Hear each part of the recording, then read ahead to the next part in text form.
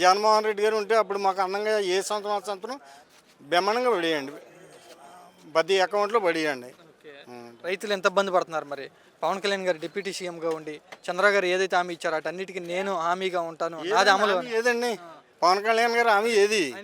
ఒక హామీ చేసాడండి, ఒక హామీ కూడా నెరవేర్చలేదు పవన్ కళ్యాణ్ గారు. ఏంటంటే జుట్టు ఊపితే కొట్టి పని చేస్తాడు అంతే, రెండు దాన్ని పని చేయడు. ఆయన ఏం చేస్తున్నాడు అధికారం? ఏం చేస్తున్నాడంటే ఎవరో తెలుసండి, మాట్లాడితే లేపేస్తాం, పొడిచేస్తాం, తన్నేస్తాను, కత్తులతో వస్తారా, రాడ్లతో వస్తారా, ఇదేనండి రాజకీయం ఏంటండి? రాజకీయం నేర్చుకోవాలని జగన్ గారు చూసి నేర్చుకోలే రాజకీయం ఎవరైనా సరే. అలా డైలాగులు చెప్పేది జగన్ పార్టీ లేదు జగన్ అటువంటి డైలాగులు చెప్పి మనిషే కాదండి.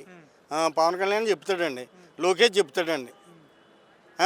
వీళ్ళు ఎలాగ డైలాగులు చెప్పి ప్రసక్తే లేదండి.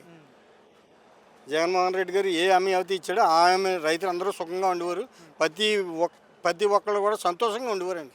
ఎగురు గొంతేసేవారండి, పడుకుని లేకపోతున్నారు ఇప్పుడు వీడేసిన దెబ్బకే.